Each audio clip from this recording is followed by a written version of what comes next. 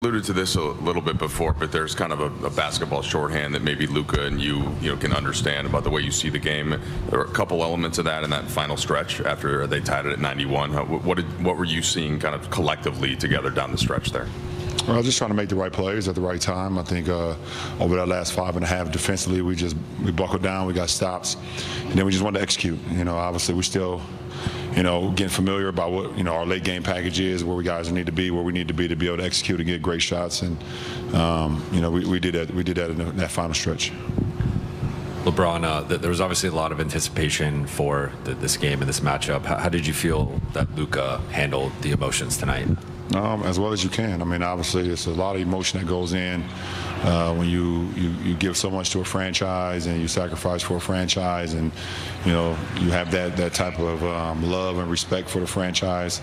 And throughout all the journeys, went to the finals, all that stuff. And he's grown from being an 18, 19-year-old kid to now 25-year-old man and family and all that stuff. So you grow into a family with the franchise, and when you move on or they move on from you, it's very emotional. Obviously, it's very taxing, and it's probably a lot of things that was going on in his head that probably didn't even involve the game itself.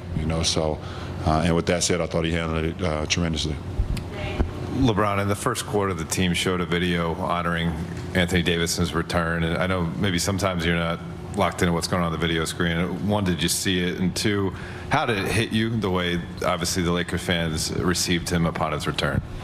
No, I definitely saw it. I watched it from start to finish. I mean, we know what AD was to this franchise and what he did for this franchise from the moment we got him, to hosting the Larry O'Brien Trophy, to All-Star nods, to we won the in-season tournament, first inaugural in-season tournament, and many dominant nights. Not only in this building but also on the road as well. And obviously our friendship goes without saying. He was one of my best friends, and it was great to see him get that recognition and him get that moment. LeBron, you had 16 points in the fourth quarter, but I think Dorian had 2. But there was a closeout in the corner, a Gortat screen that got Luka layup, and that poke away steal.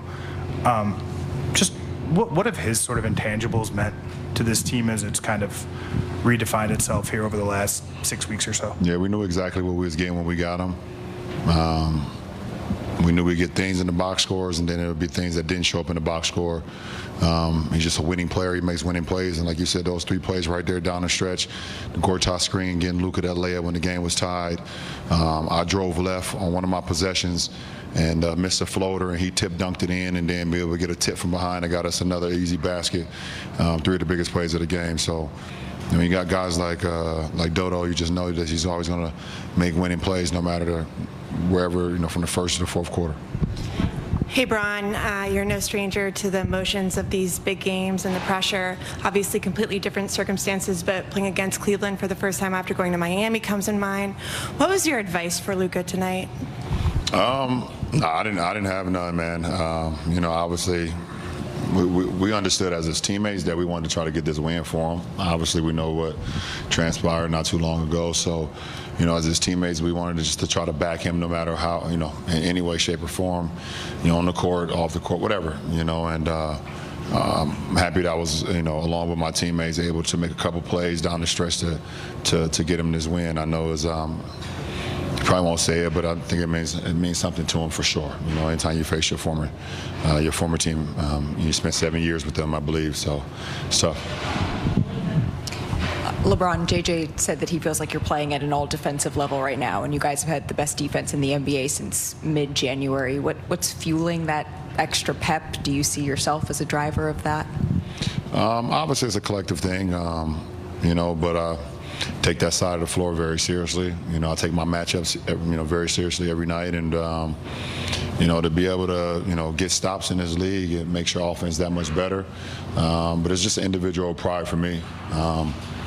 I kind of key in on my matchups. I key in on the pros and cons and what my guys want to do along with other guys, because it's a lot of switching that goes on in this league. You're different matchups, so try to read the scouting report along everybody and just make it tough. So, yeah. LeBron, JJ mentioned that throughout the game at various points he didn't feel like you guys are most organized, but were able to find that organization offensively late. I guess what helped you guys find the offensive organization? I guess what's the process been like the past couple of weeks trying to, I guess, consistently find that process-wise? No, it did happen, and it was still early in the process, so it will happen. I mean, obviously the trade happened, and I think we had 2 games before the break. We had 2 games before the break, and then we had a week off. So that doesn't help the process of us, building that camaraderie and building the things that we want to do offensively. So it will come in every game, in every film session, every practice shoot around. We'll get an opportunity to be better and better. And I thought, in the last stretch when that game was tied, it showed what we're capable of. So we're gonna have to just build off of that. LeBron, so many times you talk about the process. What was it about the process that helped you this evening? Just staying even keel, no matter what's going on in the game. We know teams are going to come here and they're going to play well. And we knew they were going to play well. They didn't play as well as they would like to the other night versus Golden State, so we know we're going to get their best shot no matter who's in the lineup. So it's just about staying even keel, no matter if you're up 16 or you're down or you're tie game. How can you be as the best you can be on that possession and then the possession going forward? And I thought we followed that process and it allowed us to win the game. Hey, Bron.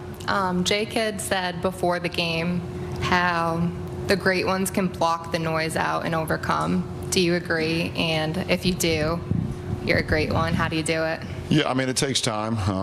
Jay is definitely right. But it takes time to be able to, go through experiences. I think the best teacher in life is experience. And, I guess when you first start off, you're not great.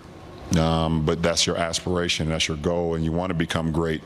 But you have to go through adverse moments. You have to go through things that you maybe haven't seen before, so when if that happens again, you know how to handle it and how to channel it. So Jay Kidd is definitely right in the sense of being able to block out the noise. You may see it, you may hear it, but you still have the ability to kind of keep it at bay and block it out and keep the main thing, and that's the job at hand. Until you want to let it go. So, but Jay Kidd he's awesome. Các bạn vừa xem xong video phân tích của chúng tôi. Sau đây sẽ là video hướng dẫn cách làm một chiếc thước kẻ màu vàng. Bây giờ các bạn cùng tôi thực hiện cách làm nhé. 5 này, 6 này, 7 này, 8 này, 9 này, 10 này, 11 này, 12 này, 13 này, 14 và cuối cùng là 15. Như vậy cái chiếc thước kẻ của mình sẽ có kích thước là 15 cm như mình đã vẽ lên như thế này. Bước tiếp theo nhé các bạn là mình sẽ đi làm cái phần trang trí ở trên đầu của cái thước kẻ này bằng cái hình chúng là Hello Kitty, đúng không? Ở đây thì chúng ta